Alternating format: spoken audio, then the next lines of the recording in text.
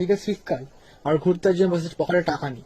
Hello ভাই, শীতকাল তো পড়েছে, ঘুরতে ঘুরতে যাওয়া কি হবে না? হ্যাঁ সেটাই তো বলছি, তো কোথায় যাওয়া যায়? দার্জিলিং যাবি? চ।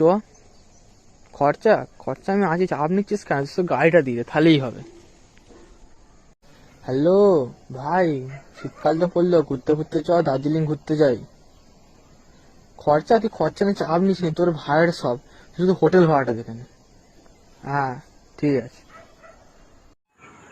হ্যালো ভাই, তো শীতকাল তো পড়লো, দার্জিলিং ঘুরতে যাবি?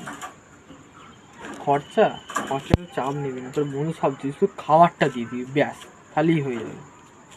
ঠিক আছে, হ্যাঁ ঠিক আছে।